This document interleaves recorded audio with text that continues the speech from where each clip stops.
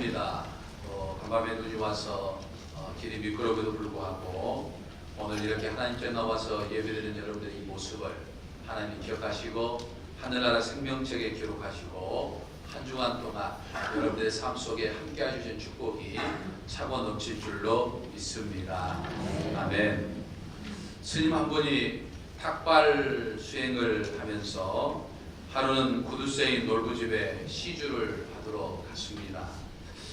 욕심 많은 놀부가 스님에게 시주를 할 리가 만무하죠. 놀부가 문전박대를 하자 스님은 대문 앞에 서서 계속해서 연부를 외웠습니다. 가나바라 가나바라 가나바라. 시주할 때까지 안 가겠다는 의지로 서 있었던 거죠. 놀부가 그 모습을 보면서 참 가소롭다는지 쳐다보면서 뭐라고 한지 아십니까? 주나바라 주나바라 주나바라 이러는 거죠. 지금까지 스님은 가나바라 가나바라 그리고 있고 놀부는 주나바라 주나바라 그렇게 지금까지 하고 있다고 하는 전설이 있습니다. 믿거나 말거나. 주나바라라고 하는 말 대신에 주를 봐라 이렇게 말하면서 전도하였다고 한다면 혹시 놀부가 회개하는 역사가 일어나지 않았을까 하는 생각을 해봅니다. 목사가 설교를 할 때마다 성도들은 딴 생각하면서 듣나봐라 듣나봐라 하는 것이 아니라 항상 말씀대로 해야 할 줄로 믿습니다. 옆 사람과 인사 한번 하실까요? 오늘도 말씀의 은혜를 받으세요. 사람이 무엇을 하든지 기본이 참 중요하지요. 제가 이 한신대학교에서 이 새내기들, 즉 대학교 신입생들에게 늘 수업을 할 때마다 제가 1학기 첫 시간에 꼭 제 수업에 들어오는 학생들에게 하는 말이 있습니다. 그것은 이 저명한 사회학자인 이 커밍워크가 조사했던 내용에 관한 이야기였습니다. 커밍워크는 성공한 사람들이 왜 성공했는지 성공할 수밖에 없었던 이 공통 분모에 대해서 조사를 해보았습니다. 그래서 이 성공한 사람들이 성공할 수밖에 없는 여러 가지 이유들이 있었지만은 그들이 가지고 있었던 공동 분모를 빼보니까 한 4가지의 조건이 그들에게 있었다라고 하는 것을 이야기합니다.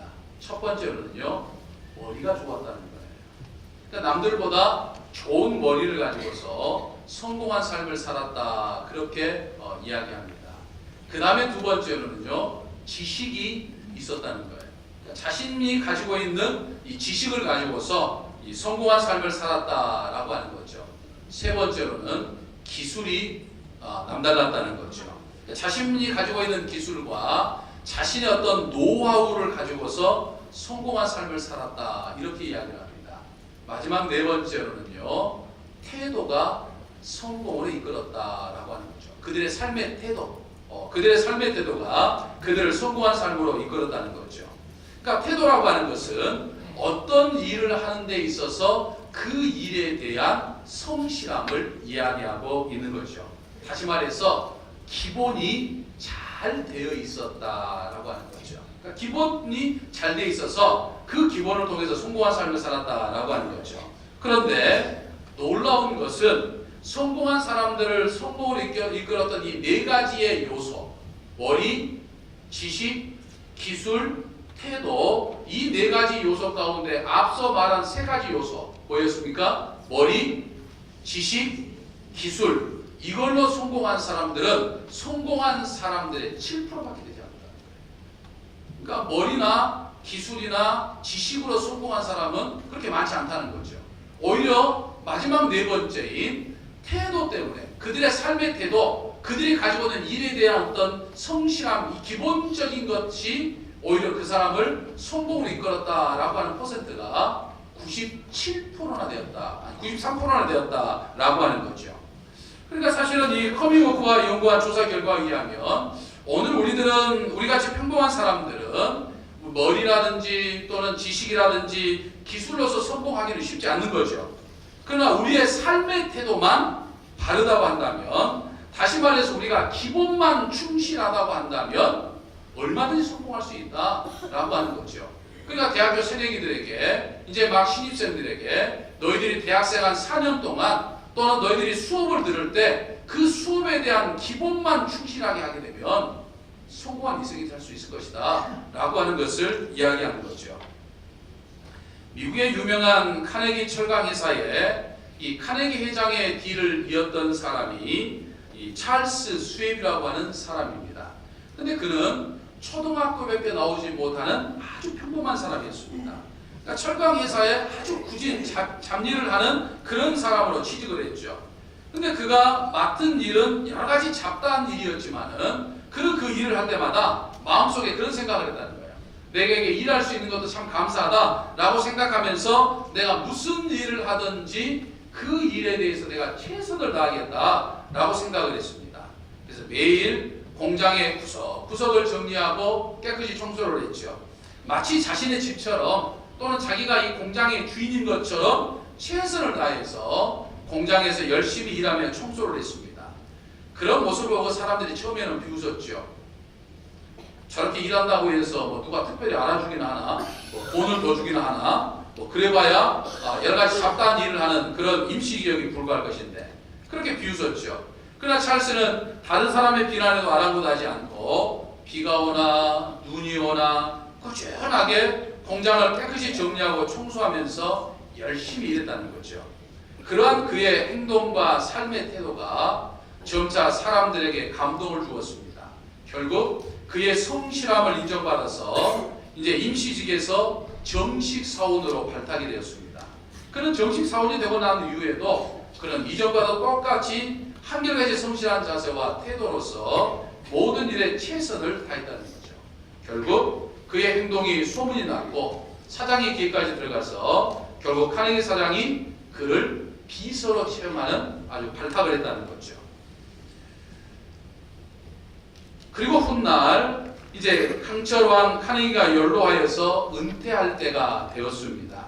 회사 직원들은 누가 이 거대한 회사를 이끌어갈 후계자가 될 것인가 라고 하는 것에 대해서 궁금했다는 거죠. 사람들은 저마다 하버드 대학 출신이 후계자가 될 것이다. 아니 프린스턴 대학의 출신이 후계자가 될 것이다. 아니 명문대가의 아들이 후계자가 발탁될 것이다. 저마다 전망하면서 서로 떠들어대곤 했었습니다. 그런데 정작 은퇴하게 되는 이 카네기 회장은 자신의 후계자로 바로 이 임시 고용직으로 잡다한 일을 했던 이 찰스 스웸을 자신의 후계자로 지명하게 된 거예요. 이것은 당시 미국뿐만 아니라 전 세계가 정말 깜짝 놀랄만한 충격적인 사건이었습니다. 카네기 회장은 학력과 지식과 머리가 좋은 사람이 회사를 잘 이끌어갈 수 있는 것이 아니라 회사에 대한 열정과 성실한 태도를 가진 사람이 회사를 잘 운영할 수 있다 이렇게 판단했던 것이죠. 삶의 태도, 일의 태도가 내가 있는 자리에서 얼마나 성실한가라고 하는 것을 의미하고 바로 그것이 우리의 인생을 얼마나 중요하게 만들어가는 것인가 라고 하는 것을 단적으로 보여주는 예라고 할 수 있는 것이죠. 사랑하는 성도 여러분, 지금 여러분들은 어떤 삶을 살고 계시는지요? 무슨 일을 하고 있으십니까? 또는 어떤 형편에 처해 있습니까? 지금 여러분들이 계신 곳이 어디든지 내가 무엇을 하든지 어떤 형편에 처했든지 우리는 그 일에 대한 성실함을 가지고 올바른 태도를 가지고 최선을 다하는 삶을 살아야 할 줄로 믿습니다. 그것이 바로 신앙인의 삶인 거죠. 사실 무엇이든지 최선을 다하는 것이 기본이죠. 모든 일에 최선을 다하는 성실한 태도는 모든 일의 마스터 베이스다라고 할 수 있는 겁니다. 삶뿐만 아니라 운동도 마찬가지 아닙니까? 운동선수에는 기본이 있어야 합니다. 아무리 실력이 있다 하더라도 아무리 그가 천재적인 능력을 가지고 있다 하더라도 성실하게 연습하는 태도를 가지지 않으면 기본에 충실하지 않으면 기초훈련을 착실하게 하지 않으면 그는 절대로 선수로 성공할 수 없다라고 하는 거죠. 공부를 하든지 운동을 하든지 음악을 하든지 사업을 하든지 정치를 하든지 아니면 목회를 하든지 무엇을 하든지 성장하고 발전하려고 하면 기본에 충실해야 된다라고 하는 것이죠. 근데 우리나라는 그동안 기초와 기본에 대해서 중요하게 생각하지 않았습니다. 그동안 세계에서 가장 탁월한 요령을 가지고서 우리나라는 초고속 성장을 이루어왔었습니다. 그러나 그와 같은 요령은 IMF 전까지만 통했죠. 오늘날 기초와 기본이 튼튼하지 않은 우리나라가 총체적인 낙후에 빠져 있는 것을 볼 수 있습니다. 그래서 사회학자들은 우리나라가 이렇게 어려운 지경에 처해 있는 것은 어느 분야에 있어든지 그 분야에 대한 기본에 충실하지 못했기 때문이다 라고 하는 것을 이야기합니다. 여러분, 작고 낮은 집을 우리가 지어도요, 이 작고 낮은 집은 우리가 기초를 튼튼히 파지 않아도 사실 대충 지을 수 있습니다. 그런데 크고 높고 단단한 집을 지으려고 하면 기초를 튼튼히 해야죠. 기초를 튼튼히 하지 않으면 절대로 지을 수가 없는 거죠. 작은 판자집 하나를 지을 때는 그다지 설계가 필요가 없습니다. 그냥 대충 머릿속으로 생각하고 열심히 뚝딱거리면 비 가릴 수 있는 판자집을 지을 수 있죠. 그러나 정말 크고 아름답고 안전한 집을 지으려고 하면 설계도가 있어야 되는 거죠. 설계도가 가장 기본 아니겠습니까? 그래서 그 설계도에 따라서 집을 짓는 거죠.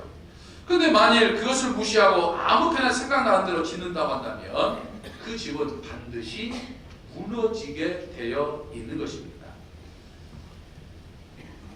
우리의 인생도 마찬가지 아니겠습니까? 우리의 나라도 마찬가지고 경제도 마찬가지고 정치도 마찬가지고 우리의 신앙생활도 사실은 마찬가지 원리인 것을 우리는 생각해 볼 수 있습니다. 교회도 마찬가지죠. 사랑하는 성도 여러분, 우리가 예수님을 나의 구주로 믿어 구원을 받았지만 만일 우리가 어떤 이 신앙의 기본, 교회 생활에도 기본이 있는데 신앙생활에도 기본이 있는데 이 기본에 충실하지 못하면 우리는 성공한 신앙의 삶을 살기가 어려운 거예요. 하나님의 은혜와 복을 누리기가 어렵습니다. 근데 오늘날 많은 그리스도인들은 이 신앙의 기본, 교회 생활의 기본에 대해서 소홀히 생각합니다. 가볍게 생각합니다. 그래서 저는 이제 오늘부터 시작해서 3주 동안 이제 2017년을 마무리하면서 정말 우리가 가지고 있어야 할 이 신앙의 기본, 우리가 교회 생활함에 있어서 가져야 할 기본이 무엇인가에 대해서 저는 함께 나누고자 원합니다. 그런데 함께 나누면서 행여나 말씀에 오해가 없었으면 하는 그런 바람입니다. 누군가를 책망하기 위함도 아니고 누군가의 부족함을 드러내기 위함도 아닙니다. 사실 교회에 오면 한 주간 동안 세상살이 힘들고 괴로웠기 때문에 상처난 마음, 피곤하고 지친 마음 위로받기 위함인데 목사님이 괜히 무거운 이야기로 사람의 마음을 불편하게 한다고 생각하지 마시기를 바랍니다. 저는 가급적이면 여러분들을 위로하고 또 여러분들에게 힘이 되는 설교를 하고 싶습니다. 때로는 교인들이 마음껏 웃으면서 한 주간의 스트레스를 확 풀어버릴 수 있는 그런 설교를 하고 싶은 열망도 있습니다. 그러나 때로는 우리의 부족한 모습을 돌아볼 수 있는 가르침도 있어야 한다라고 하는 거죠. 특히 한 해의 마지막을 보내면서 지난 1년 동안 우리의 삶을 되돌아보면서 내가 정말 주님 앞에서 올바른 신앙의 삶을 살았는지, 신앙의 기본을 가지고서 그 기본에 철저한 신앙의 삶을 살았는지 우리가 한번 돌아볼 수 있는 거예요. 있어야 된다는 이야기죠. 우리의 허물을 돌아볼 수 있는 그런 설교를 해야 된다라고 하는 거죠. 때로는 초대교회 교인들처럼 하나님의 말씀을 들을 때마다 어찌할꼬 이 찔림을 받을 수 있는 그런 말씀을 들을 수 있어야 한다라고 하는 거죠. 만일 우리 교회 신앙생활 하신 분 중에 한 분이 기본에 충실하지 못한 채 이제 하나님의 부름을 받아서 천국으로 갔다고 가정을 했을 때 하나님께서 아무개 집사야, 너는 예수를 믿었지만은 어째 기본이 전혀 안 돼 있는 것 같다. 어째 신앙생활을 그렇게 했노? 라고 책망하신다면 그때 아마 그 아무개 집사님은 하나님, 제가 저번 주에 다니면서 배운 바가 별로 없어서 그랬습니다 라고 만일 대답을 한다고 한다면 그 책임이 고스란히 누구에게 돌아오겠습니까? 목사에게 돌아옵니다. 그러니까 저는 하나님 앞에 부정하게 많은 게 있기 때문에 이런저런 책망을 받을 수 있지만 교인들을 제대로 가르치지 못했다고 하는 책망만큼 받고 싶은 생각이 없습니다. 믿으십니까? 여러분, 사실 우리가 신앙생활함에 있어서요, 우리 신앙생활에 기본이 없어도 여러분들이 구원을 받는 데는 하등이 문제가 없습니다. 여러분, 구원은 무엇으로 받습니까? 항상 말씀드리지만 구원은 여러분들의 공로로 받는 것이 아니에요. 1년 12달 52주 주일 빠지지 않고 나왔다 해서 받는 거 아니에요. 여러분들이 정읍제일교회에서 뭔가 아주 근사한 것을 했던 공로 때문에 여러분들이 구원을 받는 거 아닙니다. 여러분들이 어떤 기본기 있는 신앙생활로 여러분들이 구원받는 게 아니에요. 무엇으로 구원받습니까? 믿음으로 구원받습니다. 내가 예수님을 그리스도로 고백하는 그 믿음으로 내가 구원을 받는 것입니다. 다른 것으로 구원받지 못해요. 다른 것으로 만일 구원받는다고 한다면, 예수님 외에 다른 사람을 이야기한다고 한다면 그것은 다 2단이고 3단이고 4단이고 그래요. 다 거짓말쟁이입니다. 여러분, 예수님을 여러분들의 그리스도로 또 나의 주인으로 믿으십니까? 예수님이 나의 주인이심을 믿으십니까? 그렇다면 여러분들 다 구원받으신 거예요. 오늘 이 자리에 있는 여러분들 중 한 분도 구원받지 않은 분이 다 여러분들 구원받은 거예요. 이 믿음만 잃지 않으면 여러분은 구원을 받습니다. 근데 살다가 이 믿음을 잃어버리면 구원도 잃어버린 거예요.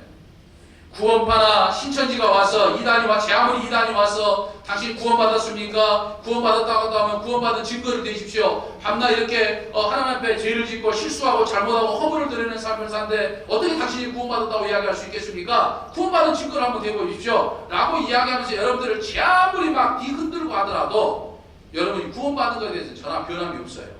여러분 다 구원받으신 분들이에요. 다 천국 가실 분들이에요. 믿으십니까? 내가 잘나서가 아니라니까요. 내가 어떤 공로가 있어서가 아니라니까요. 내가 흠이 없어서, 내가 완벽해서, 내가 죄를 짓지 않아서 구원받는 것이 아니라는 이야기입니다.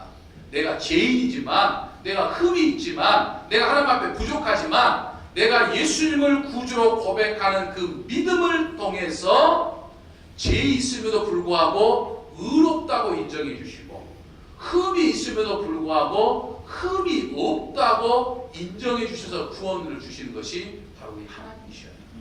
그러니까 여러분들이 구원받은 거 전혀 의심할 필요 없습니다. 여러분 구원 다 받으셨어요. 예수님을 구주로 고백만 하면 전부 다 구원받았습니다. 믿으십니까? 믿으십니까? 믿으셔야 합니다.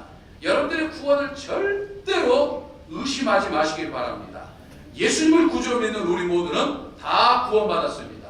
할렐루야. 그런데라고 했죠. 여기서 그런데가 중요합니다. 우리가 예수님을 구주로 믿어서 이제 구원을 받았어요. 그러니까 구원 받았으니까 아무것도 하지 않아도 되는 것인가요? 여기에 우리가 깊이 생각해 볼 문제가 있어요. 항상 제가 말씀드리지만 구원은 믿음으로 받았어요. 내 믿음으로 받았습니다. 그러나 우리가 세상에 살면서 하나님이 나에게 주시고자 준비해 놓으신 은혜와 복과 그 다음에 우리가 기도할 때 응답받는 은총의 축복, 응답의 축복은 내가 믿는 사람답게 거기에 합당한 삶을 살 때 주어지는 것이다. 그러니까 구원을 받았는데 내가 구원은 믿음으로 받았지만 축복은, 그러니까 내가 구원은 믿음으로 받았지만 이 세상에 살면서 하나님이 나에게 주시는 축복이 필요하잖아요. 하나님이 나에게 주시는 은총이 필요하잖아요. 오늘 우리 자녀들을 위해서, 우리 가정을 통해서, 또 우리의 삶을 통해서, 내 직장을 통해서 내가 하나님의 은혜와 축복을 받아야 되는데 하나님의 은혜와 축복을 받으려고 하면 거기에 합당한 믿음의 삶을 살아야 된다. 다시 말해서 신앙의 기본을 알고 최소한의 기본의 삶을 우리가 살아갈 수 있어야 된다라고 하는 겁니다. 신앙의 기본이 되어 있지 않으면, 신앙의 기본에 충실하지 않으면 우리가 제 아무리 기도해도 하나님께 응답의 축복을 받기 어려운 거예요. 우리가 제 아무리 하나님 앞에 은혜를 받고자 소망해도 하나님의 은혜를 받기 어려운 거예요. 그렇기 때문에 신앙의 기본이 얼마나 중요한지 모릅니다. 어떤 집사님이 꿈에 이제 죽어서 천국을 갔습니다.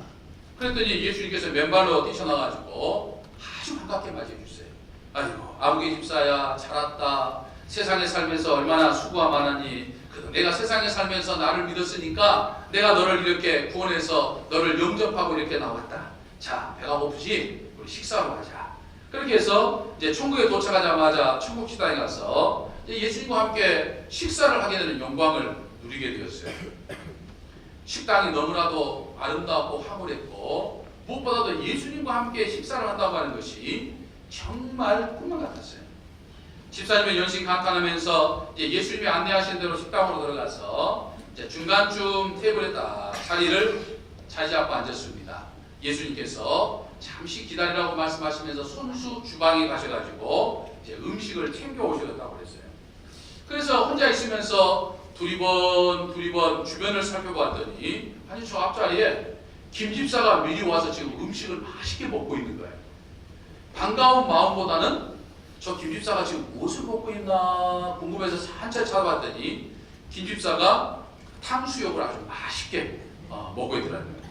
옆에는 팔꿈치도 있고 난장할 수도 있고 배가 고프네요.